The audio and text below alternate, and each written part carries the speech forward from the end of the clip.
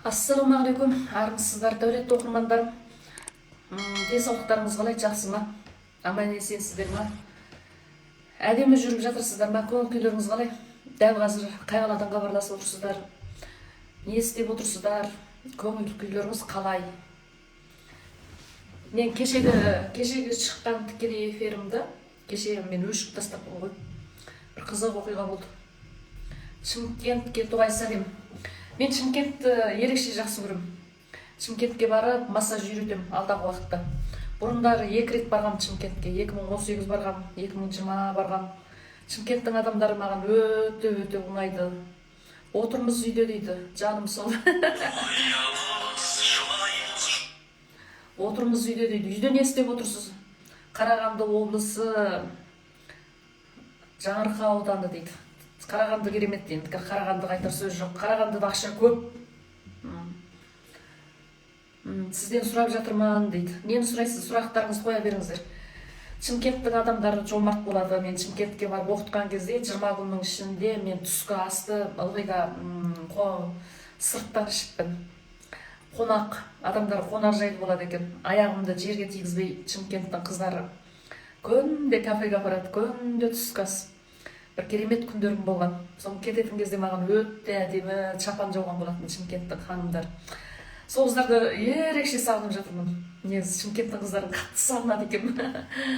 Алдағы уақытта және де Шымкентке барып бір аунап қайтсам ба деген ойдамын. Сонымен қатар Атырау, Ақтау, сол қалаларға да барып бір айланып келсем ба деген ойдамын. Апрельде сабақ бола ма дейді. Егер сабақ болып жатса, сол Атырау, Ақтау жақтарға қарай барамын. Алматыда болмайды ғой деймін. Алматыда енді біраз басқа қалаларға барып көрейін деп тұрмын. Оларды, ол кісілерді Ақтау, Атырау қаласындағы ханымдарды шақырып, ол кісілер жолды алысынып келе алмай жатыр. Енді мен жалғыз өзім бір барып, байым екеуміз барып, бір аралап қайтайық па деп тұрмыз. Мен ол кісіге де мықты массаждарды үйретіп қойдым. Жанымда маған көмекші ретінде екеуміз барып, бір оқытып қайтайық па деген бір жоспарлар бар. Егер баратын болып жасақ, жарнама жасаймыз, алдынан оқушылар жинаймыз, содан кейін барамыз. Бізде сабақ ертең басталады, Алла қаласа, бисмиллахир-рахманир-рахим деп ертең таңертең 15 оқушыға сабақ бастаймын. Негізі мен 16 оқушы аламын деп 16 оқушыны тіркеп қойғам.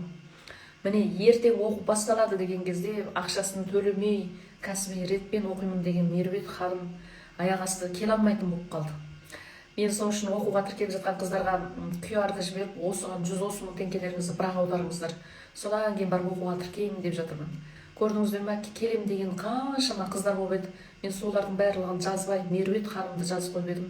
Ой, мен барғанда ретпен оқимын, сөзсіз келемін деп айтып еді. Енді бүгін звондап тұрып бара алмайтын болдым деп бір күн қалғанда. Сонымен келем деген ханымдардың нөмірін жазып алып қалмаған екенмін. Қатты өкініп отырмын.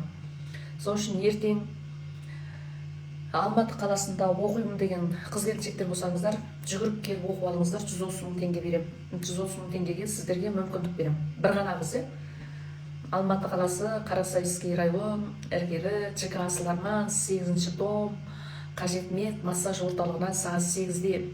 Салонның іші жылы, тап-таза, жап-жарық. Мен дайындап қойдым қазір.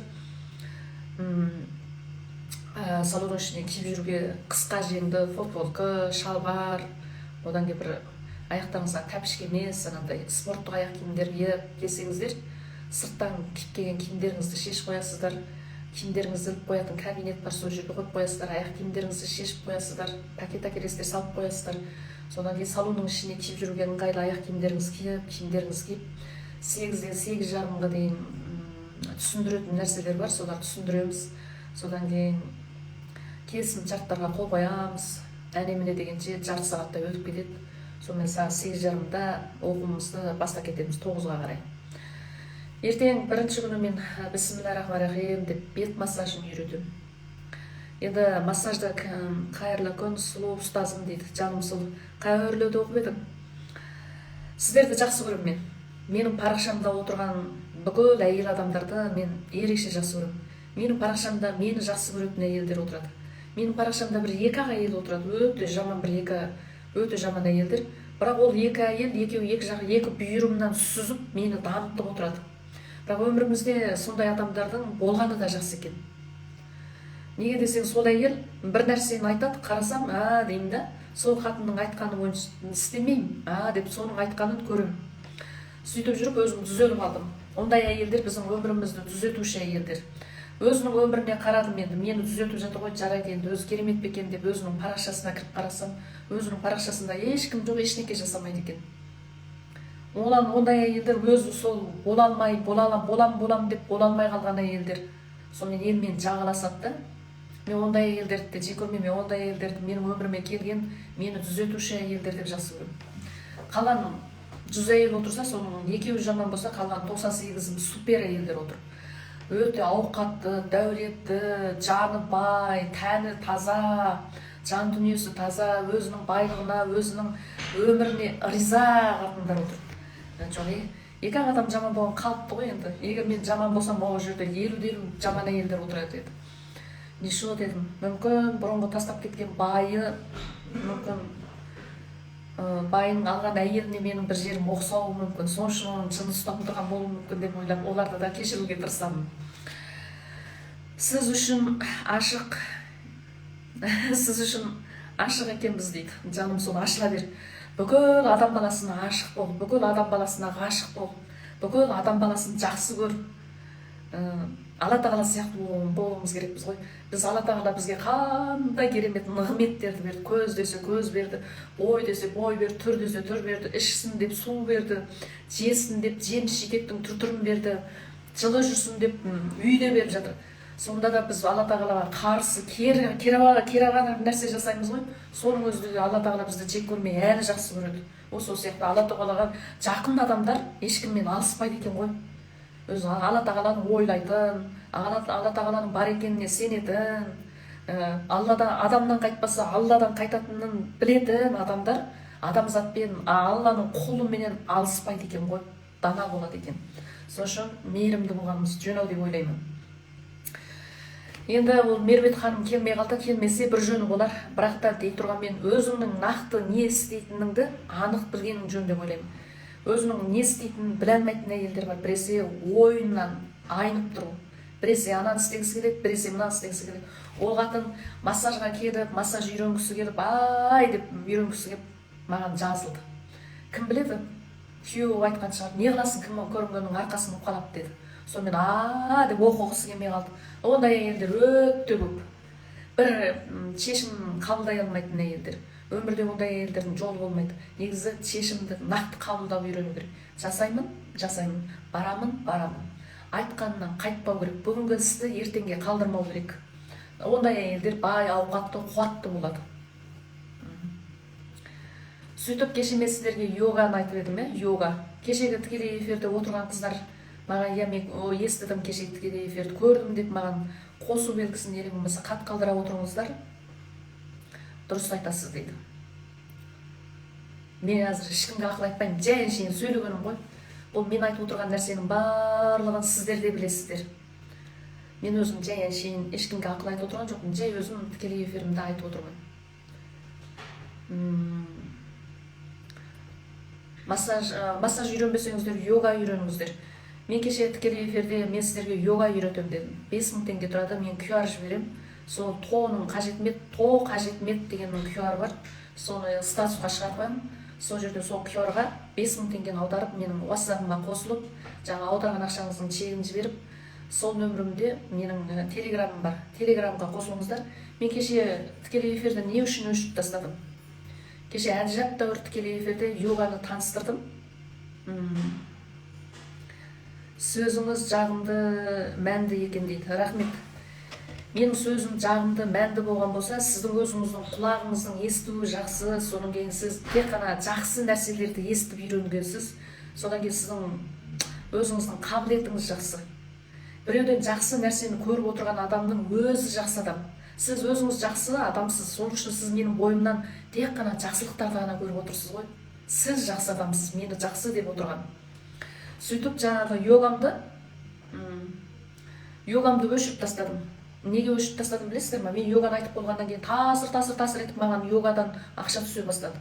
Сол аралықта күйеуім екеуміз йоганы мен енді арнайы мамандарды шақырып йога түсірейік деп ұсыныс жасаған. Біреу 2 миллион сұрады, біреу 5 миллион сұрады. Оларға 5 миллионды беріп, оларға монтаждатып, ода сіздерге сататын болса 5 мың теңге болмай қалады екен. Мен сіздерден 15 мың, 20 мың, 30 мың алуға тура келеді екен. Қойшы, не қылам дедім.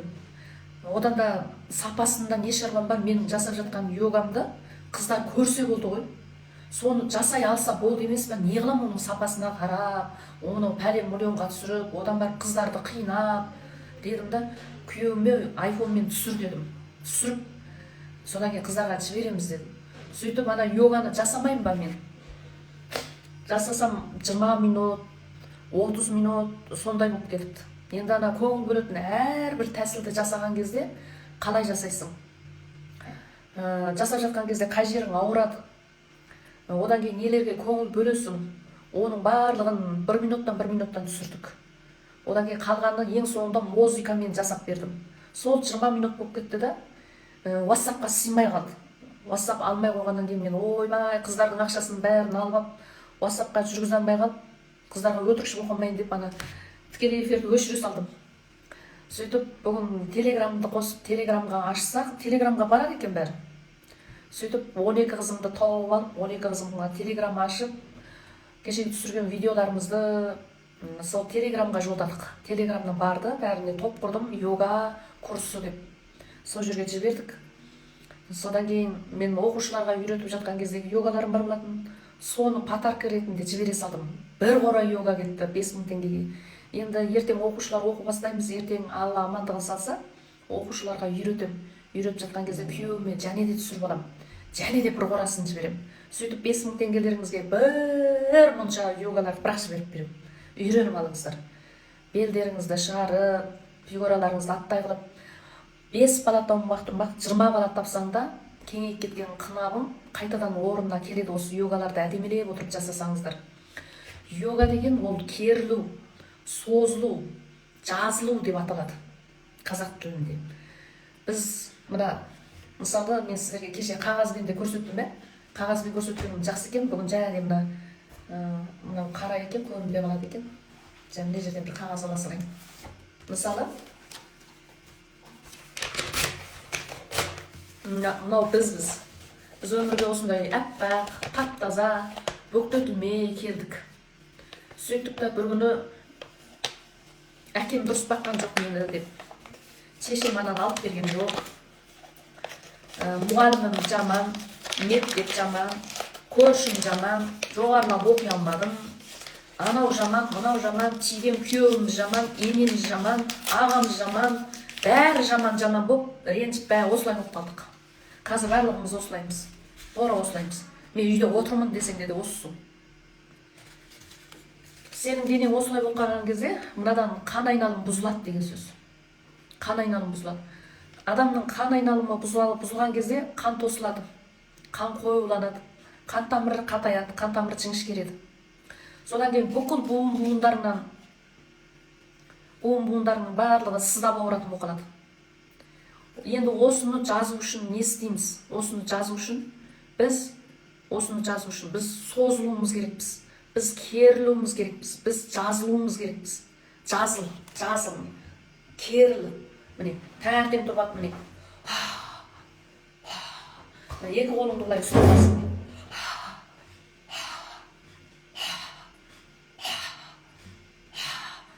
Осыны жасау керек. Біз өкпемізді ашуымыз керекпіз. Жауырынымызды ашуымыз керекпіз. Мына жақтарымыздың бәрін босатуымыз керекпіз. Қазір қатып қалды. Білмә? Екінші жағымыз ашылмайды. Қазір жабысып қалған. Созылу. Мысал мен сіздерге айтайын. Мысал біз мысық құрлы емес екенбіз. Мысыққа қараңыздар. Мысық екі аяғын алдыға қойып, бедеп созылады мысық. Қыздар, мысықтың созылғанын көрген бе едіңіздер? Егер көрген болсаңыздар, маған айтыңыздар. Содан ит те созылады. Екі аяғын қойып. Жылқы қайтеді. Жылқы сілкінеді. Одан кейін барып, 4 аяғын көкке қаратып аунайды дейді. Міне, жануарлардың өзі жазды, міне, көрдім дейді. Жануарлардың өзі жасайды, хайуандардың өзі жасайды. Біз оның жанында біз дым ештеңке жасамаймыз. Күні бойы отырып аламыз, ойымыздың бәрі арам, өкімет жаман, Мүнира жаман, байым жаман, енем жаман, бәрі адам жаман, тек сен ғана жақсысың болып отырсың. Осыдан не істейміз? Мен есікті жауып жіберейін.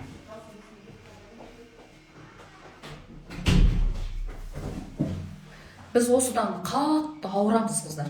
Жаман ауырамыз.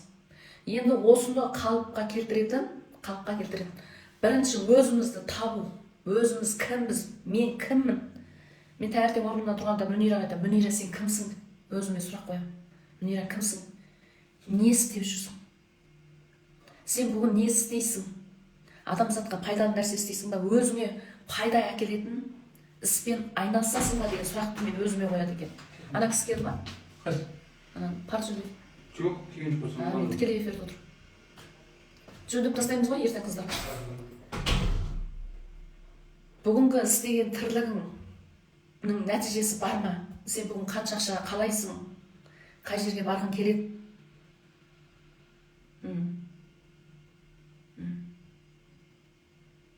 Деген сұрақтарды мен өзіме қояды екен. Содан осы сұрақтарыма жауап іздеп жұмыс жасайды екен.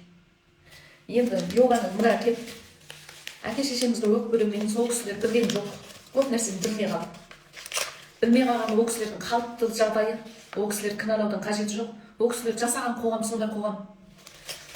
Шешемізге ренжімейміз, бауырларымызға ренжімейміз. Ешкімге ренжіме керек жоқ. Жазыламыз. Әдемі болып жазыламыз. Оны бірінші ойымызбен жасаймыз, екінші дене қимылдарымызбен жасаймыз. Йога деген сол. Қыздар, мен сендерге айтайын, йоганы бар ғой, жасап болғаннан кейін, кей кезде сіздер йоганы жаңадан жасаған кезде, жаңадан жасап жүргеннен кейін, жасап болғаннан кейін біраздан кейін жылап қаласыздар. Жаман жылайсыздар. Бір түрлі жылайсыздар. Өйткені өздеріңіздің тәндеріңізді сезінесіздер. Соншалықты бір әдемі тәннің бар екенін білесіздер. Мен йоганы жарнама жасап жатқан жоқпын. Ештеңе кетпейді, алмай қойсаңыздар да бола береді. Мен шынын айтып жатырмын. Біртүрлі өзіңді өзің құшақтап жылайсың. Осы күнге дейін өзімді танымаппын ғой. Мен не істеп жүргенмін деп өздеріңізді құшақтап жылайсыздар. Содан кейін өздеріңіздің тізелеріңіздің не үшін ауырып жүргенін білесіздер. Етекілеріңіздің неге тоқтақағанын білесіздер. Жауырындарыңыздың неге жабысқағанын білесіздер. Ұйқыларыңыздың неге қанбай жүргенін білесіздер. Неге ызаланып жүрсіз. Неге ашу шақырып жүрсіз. Неге күйбелектене бересіз. Соның бәріне йога жасап болғаннан кейін жауап аласыз. Өйткені өзіңіздің тәніңізбен, жаныңызбен жұмыс жасайсыз да, өзіңіздің жүрегіңіздің үнін тыңдайсыз. Сіздің жүрегіңіздің үні сізді алдамайды. Сіз кім болса ойыңызға бір сұрақ келсе, сол сұрақтың жауабын сіз жеңгеңізден сұрап жүрсіз. Сұрағыңыздың жауабын жеңгеңіз 100% айтып бере алмайды. Сіздің жаныңыз, сіздің жүрегіңіз айтып бере алады сол сұрақтың жауабын. Оны сіз тынышталған кезде, йогаға түскен кезде, медитация жасаған кезде, жүрегіңді тыңдаған кезде жүрегің саған жауап береді. Өзіңді өзің құшақтап жылаған кезде көп өміріңнің босқа өтіп кеткенін білесің. 5-ақ мың теңге. 5-ақ мың теңгеге мен таудай йоганың бәрін үйіп төгіп беремін сіздерге. Қыздар, риза болдыңдар ма деймін, бұрпада айтамын. Болдық Мүнира ханым, 5 мың теңгемізге ризамыз деген кезде мен екінші этабын шығарамын. Содан кейін мен йогаға қатысқан қыздарға айтып жатырмын. Қыздар дедім, йогаға группа құрдым. Группаға міне йоганы бүгіннен бастайсыңдар дедім. Йога жасамай тұрып, тар киім киіп, денелеріңдегі бар майларыңды ұялмай фотоға түсіріңіздер дедім. Біраз уақыт өткеннен кейін йогадан артық салмақтарды тастайсыңдар дедім. Артық салмақ тастаған кезде, ол кезде де фотоға түсіп отырыңдар арасында дедім. Бір айда өзгерістерді. Содан кейін күндердің күнінде дедім, Алла амандығын салса, жаз айларында мен үлкен бір той жасаймын. Йогаға қатысқан қыздарды шақырамын. Нәтиже көрсеткен қыздарды. Барлығыңды шақырып, барлығыңды бас қосатын жерін ұйымдастырамын. Сол кезде мысалы фигурасынан нәтиже көрсетіп келген қыздар болса, мен ақшалай сыйлық беремін. Алды 1 миллион, 500 мың, 100 мың, 200 мың, қылаяқ ең соңында 50 мың. Сондай сыйлықтай ұйымдастырамын. мен қыздарды соған алып келейін деп тұрмын. Мысалы бүгін бұрын етекірі жақсы келмеген болса, етекірі жақсы келе бастады йогадан кейін. Мен қосылдым, телеграм ссылка бересіз ба дейді. Сіздің жаңағы аударған ақшаңызды мен көрдім. Ертең менің көмекшім келеді, көмекшім келген кезде телеграмға қосады. Ертең. Енді йога жасаған кезде сіздер мысалы йогаға түсе бастайсыздар. Түсе бастаған кезде сіздердің мына ойларыңыз алып қашады.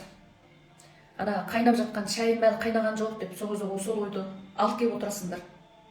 Содан кейін 40 жылдың алдында сынып қалған ыдысың бар ғой, сол ыдысың есіңе түседі. Ой, йогаға түсе бастаған кезде ой алып қашады дейді.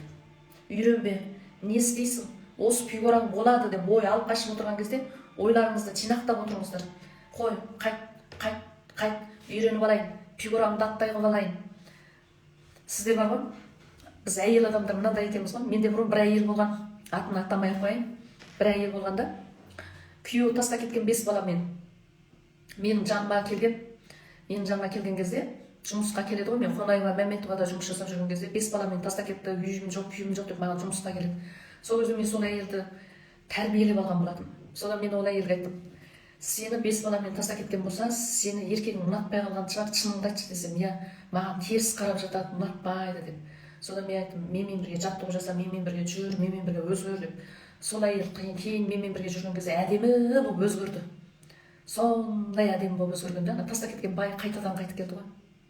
Сонда ер адамдар мынандай екен ғой, біздің өңіміз жаман, біз қыз кезімізде оларға кездескен кезде макияж жасап, фигураларымызды әдемі қылып, әдемі иіссуларымызды сеуіп, дауысымыз әдемі, қылығымыз әдемі, сылқым, биязы болып көрінгенде олар бірден бізге ғашық болған еді. Кейін біз күйеуге тигеннен кейін, бала тапқаннан кейін өз-өзімізге қарамай тастай саламыз. Еркекке тиген осы екен деп макияжды да жасамаймыз, шашымызды да жөндемейміз. Үстімізге қалай болса солай бір қалеттерді іле саламыз, жүре береміз. Ол күйеуім ғой 5 бала тауып бердім, қайда барады дейсің деп, өзіміздің бір оқсүдіктерімізге малынып, программаларымыздың ішінен шықпай, еркегіміздің шешесі сияқты болып кетеді екенбіз ғой біз. Ол еркектің біз қатыны болып жүруіміз керек екен. Өмір бойы қартаймай, сол жаңадан махаббаттасып жүрген кездегі мінезімізді көрсетіп, жаңадан махаббаттасып жүрген кездегі қынабымызды көрсетіп, оларға сондай тар қынаптарымызды көрсетіп, сол түзу аяғымызды, жалпиып кеткен жамбастарымызды көрсетпей жүруіміз керек екен ғой. Сол кезде олар бізден жермейді екен ғой. Сөйтіп қатын жалпиып кеткен кезде тастап кеткен, қайтадан ширатылып, қайтадан әдемі болып, қайтадан сол болған кезде еркегі қайтадан қайтып келді ғой. Ой Алла деп мен таң қалдым ғой. Енді қараңыздар, сонда менің білгенім, әйел адам өмірінің соңына дейін сұлу болып жүру керек екен. Сол өміріміздің соңына дейін әдемі, сымбатты, сұлу болып жүруімізге осы йога көмектеседі екен. Йога, одан кейін жаңағы нүктелі массаждар, содан кейін жаттығулар. Йоганың ішінде мен арасына бір-екі жаттығулар қосам. Одан кейін күнде таңертең күледі екенбіз. Қыздар, қазір сіздер менімен ілесіп күліңіздерші, қане күлейік. Біз қаншама уақыт болды күлмей қалғанымызға. Күлейікші, қане менімен ілесіп дайындаламыз. Мына күлкі адамның өмір жасын ұзартады екен. Терең дем аламыз, міне жауынымызды бос қоя береміз, күлеміз. Дайындалыңдар, мен дайынмын деңдер, денелермен бос ұстаңдар. Аузымызды міне айландырып аламыз.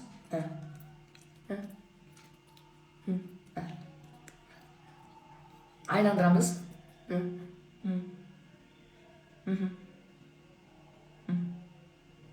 Айландырамыз.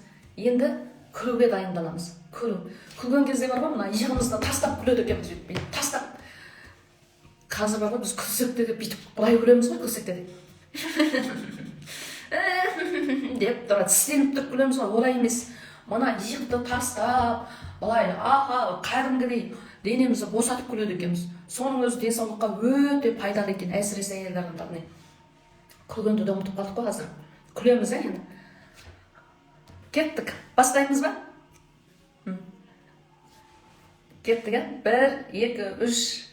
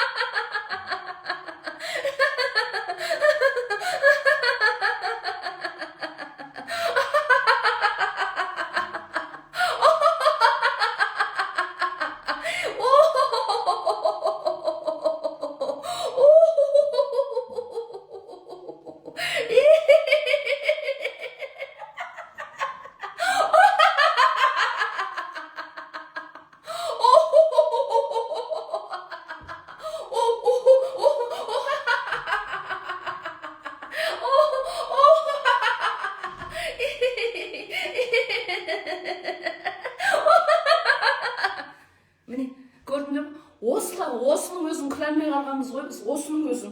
Көрдіңіз ба, жаңа күлген кезде мына іш жағының өзі ауыр кетеді ғой, мына ішкі ағзаларының өзі.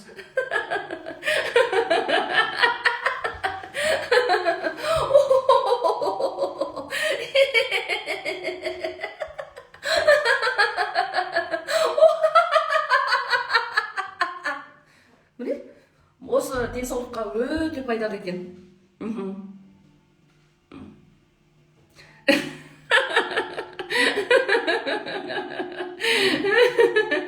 Міне, ішім ауырып кетті дейді. Көрдіңіз ба? Ішің ауырады, белің мына күлген кезде ішпен күледі екенбіз. Іште дірілдеп кету керек екен ғой. Мынандай семіз қатындар болса бүйтіп күледі ғой. Мен енді май болмаған соң майларым қозғалмай жатыр да. Май қозғалып, дене қозғалу керек. Дегенде дене қозғалу керек екен ғой. Ау! Кіріңіз, жан. Оқырмандарды күлдіріп жатырмын. Шектер қатқаты. Нөмір жазыңызшы, қыздар, Мөнира ханымның дейді. Енді мына жаттығуды күнде жасаймыз, енді.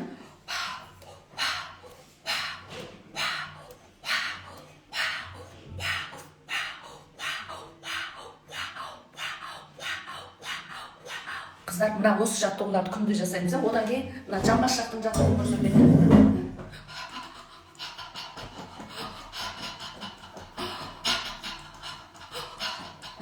Мыналарды босатамыз, мына жақтарды босатамыз.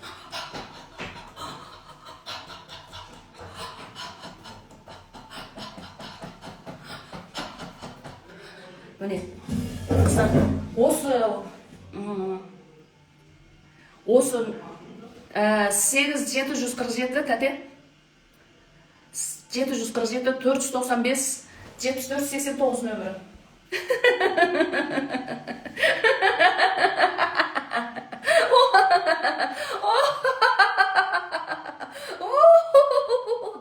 Бұдан күлген кезде бар ғой, жанымдағы адамдар мені не дейді, менің даусым дұрыс емес қой, мен күлсем елдердің бәрі қара жындымады. Қыздар, күлкілерім келген кезде бар ғой, аямай тұрып, жылап отырып деп күліп алыңдар. Ол денсаулыққа өте пайдалы, қыздар. Ондай күлкі деген әзір. Өздерің күле берсеңдер бола береді жаңағыдай. Маған ілесіп алып күле беріңдер. 747 495 7489 менің нөміріме.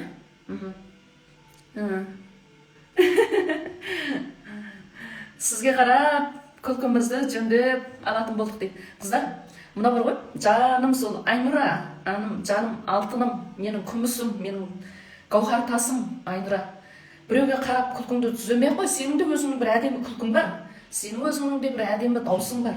Сенің өзіңнің де бір әдемі әлемің бар, ешкімге қосылмайтын. Сенің де өзіңнің бір керемет қасиетің бар. Гауһар, жаным алтыным, менің дәулетті оқырманым. Ешкімге қосылмай қойыңдар. Әр адам алтын ғой, әр адам таусылмайтын қазына ғой. Сол үшін әр қайсымыз дара қасиетіміз бар ғой. Өзіңнің даусыңменен күле бер. Просто барынша шығарып күле бер. Йога офлайнда ма дейді. Йоганы видеоға түсіріп алдым. Соны жіберіп қойдым. Содан сіздерде мәңгі сақтап тұрады. Соған қарап жасай бересіздер. 5000 теңге тұрады. 5000 теңгеге енді өте көп, Алла разылығы үшін көп йогаларды жіберемін. Енді мен айтып, сіз айтпаңыздар. Ой, рахмет, жақсы сөздеріңізге дейді. Бақытты болыңыз дейді. Бәріміз бақытты болуға лайықтымыз. Көңілім көтеріліп қалды ғой дейді. Жаным сол. Сол ана күлсе, ана өзің,ошын ешкімменен алыспай бар ғой, өзіңе ұнаған ісіңді жасап, күлкің келсе күліп, жылағың келсе жылап, айғайлағың келсе айғайлап, тура өзің тырыстырып киім келсе киіп, жегің келгенді жеп, ішкің келгенді ішіп, айтқың келгенді айтып, ешкімнен жасқанбай, бұл өмірге бір-ақ рет келетініңді біліп алсаң, уақытыңның өтіп жатқаны, өлімге жақындағаныңды біліп жатсаң, өміріңді 1 минутында сәт қылмай өткізуге болады. Ешкімде шаруамыз болмасын біздің. Ешкіммен алыспаймыз. Кәсібиге жібермейсіздер. Қазір мына тікелей эфир бітеді ғой. Тікелей эфир біткеннен кейін мен статусқа қажетіметінің қосының күйарын жіберемін, соған аударыңдар, жандарым сол. Ойлаңыздаршы, сіздердің әрқайсыларыңыз кәсібиге аударатын болсаңыздар, 50 адамнан асып кеткен сомаға мен 10% налог төлеймін. Құдайым сақтасын. Одан да олардың айтқанына бағынсақ, 3% налог төлеймін ғой, 5000 теңгенің 3% налогқа кетеді. Сол үшін қазір сәл сақтап отыра тұрсаңыз, тікелей эфир біткеннен кейін статустан мен QR-ды шығарып қоямын. Сол жерге аударасыздар да, содан кейін сол нөмірімде телеграмға қосыласыздар. Не болды мыналарға?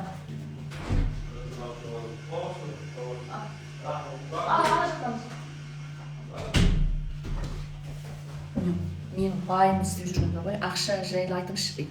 Ақша жайлы айтайын ба, жанамсып? Ақша деген жақсы нәрсе. Ақшаны жақсы көру керек. Ақшаны жақсы көрсең, ақша саған жақындайды. Жан, есікті жауасақ, тікелей эфирде отырмын.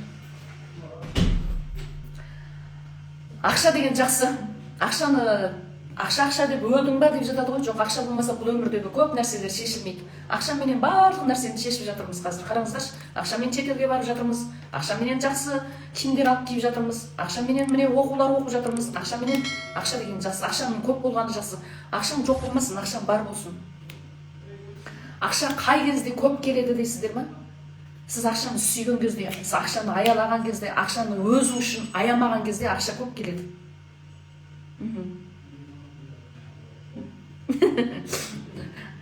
Ақшаны баптасаң көп келеді. Одан кейін ақшаға кезде келеді. Ақша көңілді жүрсең келеді.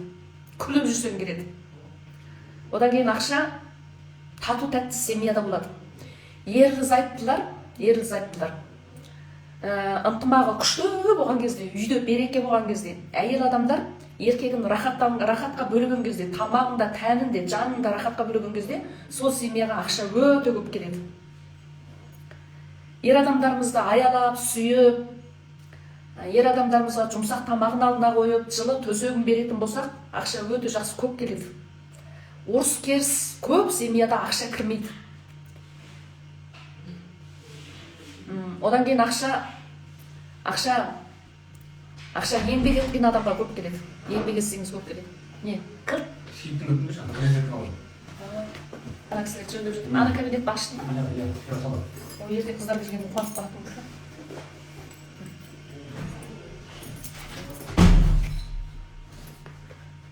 Мен тікелей эфирім 1 сағат болды ма қыздар? Сақталмай қалмасын, 1 сағат болса өшіріп, сақтап қояйын. Содан керектеріңіз болса аласыздар, көресіздер. Азанда қаншада тұрасыз дейді. Мен сағат 5-те тұрамын. 5-тен 6-ге дейін йога жасаймын. Содан кейін таңғасын ішемін. Содан макияжымды жасап, содан жұмысқа ораламын. Мен жексенбі күні демалған күндерде ерте оянып аламын. Мен өзім ағзам сол ерте оянғанға үйренген. Сағыныз ба? Жақсы. Нұргүл әке қойдың ба? Тұра тұр. Біздің оқушыларымыз келді. Сен жалғызсың ба? Мен жалғызмын. Ана жерде Рақым деген менің байым тұр, шақырыңдаршы.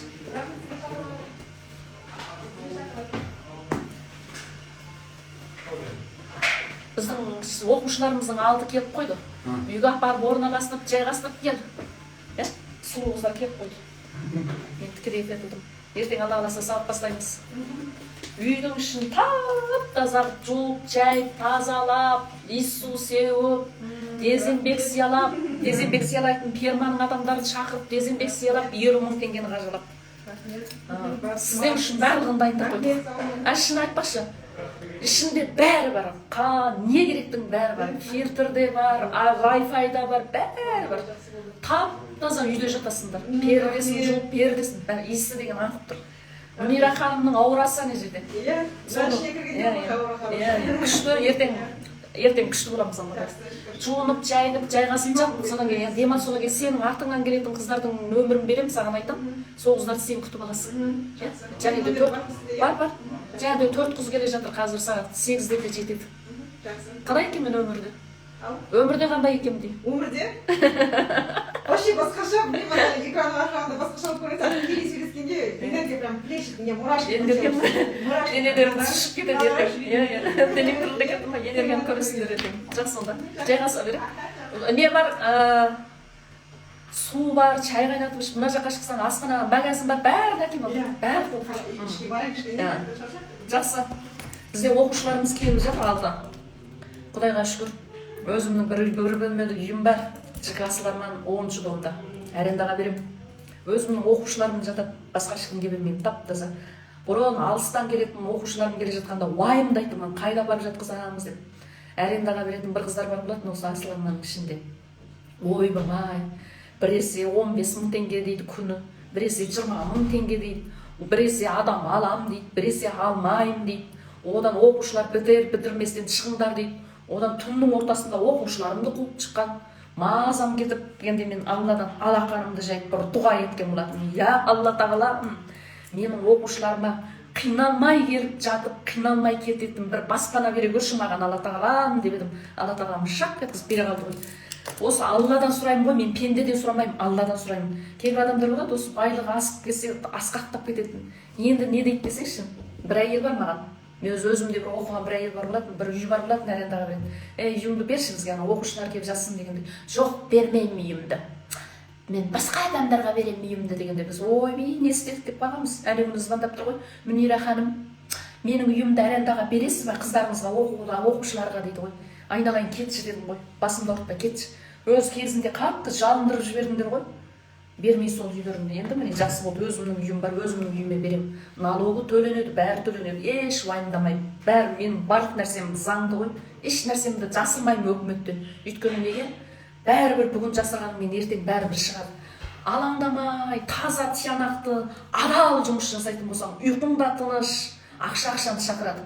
Адал ақшаны шақырады.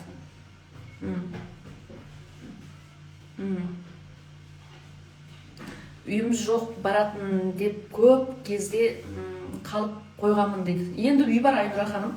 Енді үй бар, енді уайымдамай келе беріңдер. Тура керек десеңдер, оқуға келе жатқан қыздар, алыстан келе жатқан қыздар. Қазы-қарта жал-жаяларыңды көтере келіңдер, 10 күн бойы ет асып жеп, тамақты өздерінің картошка, сәбіздеріңді көтере келіңдер. Бәрібір 10 күн бойы тамақ жасап жеп, мәз боласыңдар. 10-шы дом жататын үй, 8-шы дом оқу, жақын екен. Қиналмайсыңдар.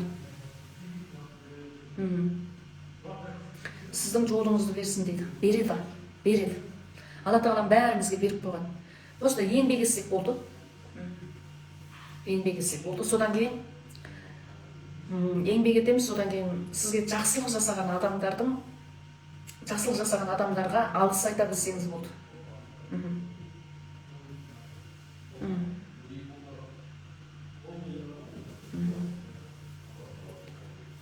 Да, ондай болса қыздар, мен тікелей эфирімді өшіріп сақтап қояйын. Жаңағы мен үйреткен жаттығуларды жасап жүреміз. Күлкің келмесе де күл.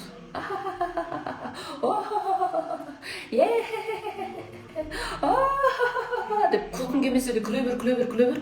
Ол содан әдетің айналып қалады да. Содан көп күлетін болып қаласың. Мына күліп жүрген адамға байлық көп келеді. Йоганы ютубтан жасаса болады ма дейді. Өзіңізге қалай ыңғайлы солай жасай беріңіз. Ойбай ютубтан жасама, менен жаса деп мен ондай қызғаныш айтпаймын. Ютубта сізге толығымен әдемі қылып көрсеткен болса жасай бер. Мен үйрететін шығыстың йогалар. Ал йоганы кімдер жасауға болмайды?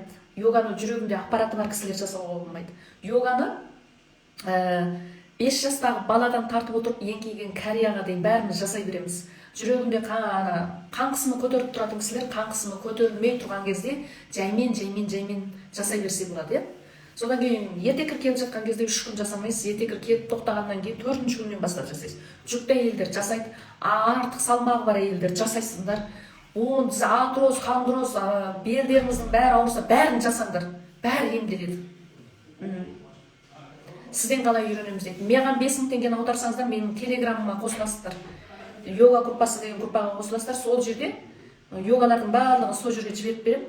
Сол жерден күнде өзім телеграмымды ашып, қойып, маған қарап үйде жасайсың. Енді йогалар неше минут жасалады деген кезде, жағдайыңа алғаш бастаған кезде жағдайларыңа қарап жасаңыздар. 20 минут, 30 минут, 20 минут, 30 минут, 20 минут, 30 алғаш деп жасаған кезде бірден секіріп, 1 сағат жасап тастап, ертесі күні орныңыздан тұра алмай қалмаңыз. Жаймен келіңіздер, Тым жақсысыз ғой дейді. Алла разы болу үшін. Содан кейін тым жақсы болсам, сіздер де жақсысыздар ғой. Мен жаман адамды көрген жоқпын мен. Сіздер де жақсысыздар. егер мен сіздерді жаман деп айтқан болсам, мен өзім жаманмын. Мына мен өзім жаман болғандықтан, менің іш жағымда өзімнің ескі жаман программаларым бар. Ренжу, ашулану, өзімен өзі құтыру, ол өзім, ол сіз емессіз. Сол үшін өмірде жаман адам жоқ. Өмірдегі адамның барлығы жақсы. Жаман болсам, мен өзім жаманмын. Сізде массаж алуға бола ма дейді. Менде қазір уақыт болмай тұр, ертең оқу бастаймын. 10 күн бойы таңертең оқу оқысам, түстен кейін йога үйретем. 10 күн. Одан кейін ақпанның 10 күні бізде, 11 күні демалып, 12 күні бізден Шымкенттен массажға адамдар келеді. Ерлі зайыптылар ақшаларын төлеп қойған. Сол кісілерге күйеуіне менің байым жасап береді, әйеліне қатынына мен жасап беремін. Одан кейін біраз демалғаннан кейін наурыз айының 1 күні оқу басталады. Сізді кафеде көргенмін, жолдасыңызбенен. Сұп-сұлусыз дейді. Рахмет. Менің барлық жерім әдемі. Бір кезде осындай тікелей эфирде менің барлық жерім әдемі десем, бір ер адам жіберді. Жазып жіберді, сенің сонда жыныс мүшең әдемі ме деп. Әрине дедім.